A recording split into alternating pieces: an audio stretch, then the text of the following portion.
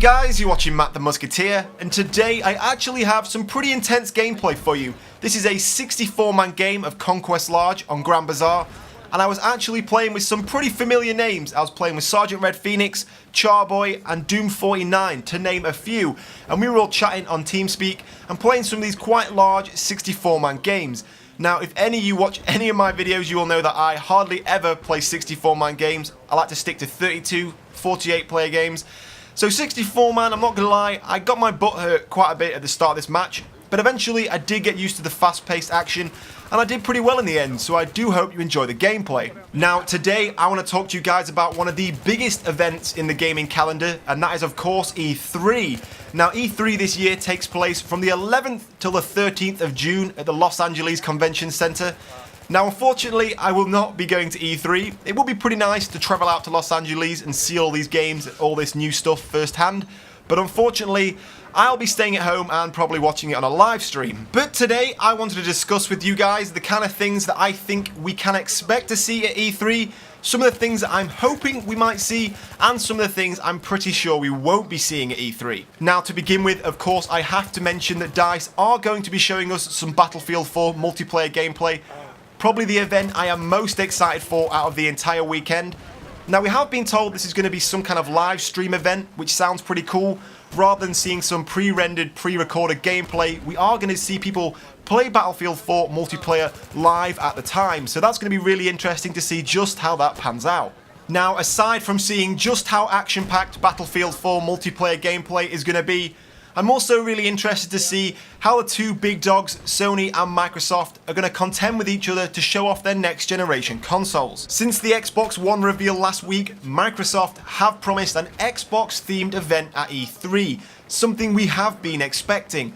They have now gone on to say it will be about games, and more games. Hopefully something that will be true, as so far all we have seen is TV, and more TV. Hopefully we will be seeing some actual gameplay from Call of Duty Ghosts showing off its not so new next generation engine, and maybe some trailers and gameplay from some of the 15 first year exclusives that Microsoft have promised. And of course, to contend with that, Sony will eventually be doing their big reveal to show us all what the PlayStation 4 does actually look like.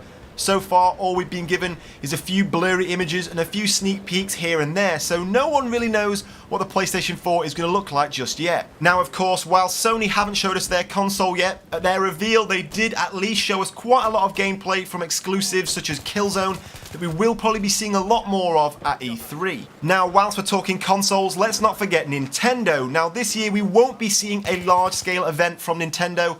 They have gone on to say, we've decided not to host a large-scale presentation targeted at everyone in the international audience, where we will announce new information as we have done in the past. Instead, at E3 this year, we are planning to host a few smaller events that are specifically focused on our software lineup for the US market. Now, to me, that sounds like Nintendo are aware that with the release of the next generation Xbox and PlayStation, any kind of event that they want to hold is going to be overshadowed by these new next generation consoles. And of course, because Nintendo have already released their next gen Nintendo Wii U, anything they have to show off isn't going to be as exciting as the PlayStation or Xbox. So this year, they're stepping down from the podium to let Xbox and PlayStation fight it out. But with Nintendo stepping to one side this year, we do have space for a new contender to slip onto the podium.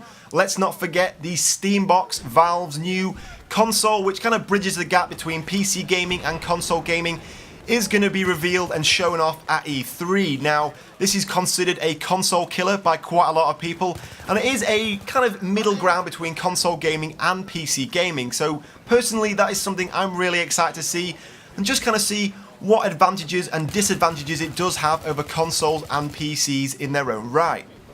Now, moving away from consoles, what kind of big title releases are we going to be seeing at E3?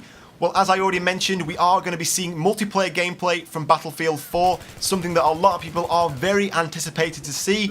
And of course, we will be seeing probably a lot more gameplay from the new Call of Duty Ghosts, showing off its so-called next generation engine. Now, aside from those two big multiplayer games, I expect we will be seeing quite a lot of gameplay from the new Assassin's Creed Black Flag. And people are hoping that maybe Rockstar will be showing off some of their Grand Theft Auto 5. But Rockstar are notorious for skipping E3, and I personally doubt we will be seeing any Grand Theft Auto at all, even though the game has now been put back to September the 17th, so it would be completely possible that they could show a demo. But as I said, they have avoided E3s in the past, and I will be very, very surprised if we did see any kind of Grand Theft Auto gameplay at all. Now, I personally would love to see some more campaign and multiplayer gameplay from the new Sony exclusive The Last of Us, developed by Naughty Dog, who did the Uncharted series, but I do highly doubt we will be seeing any of that game, as it does come out about 2 or 3 days after E3 is finished. Now, in terms of technology, I'm pretty excited to see some more tech demos from the new Unreal 4 engine, showing just how powerful and impressive that engine is going to be. So far, we have seen some tech demos of that engine, but I think at E3 they really are going to push the boat out and show us just how powerful and exciting this engine is going to be. Now, on top of that, I think we will be seeing some more 4K technology.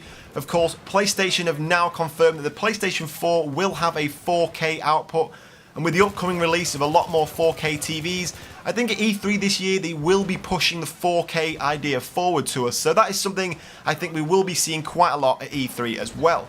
And that wraps up all of the things that I'm most excited to see at E3 myself. But in the comment section below, I want to hear from you guys. Which things are you most stoked about seeing at E3? Which kind of things do you hope they show off? Which kind of games do you want to see more trailers and gameplay from? Tell me all in the comment section below. But in the meantime, guys, I hope you've enjoyed the video, and I will see you soon.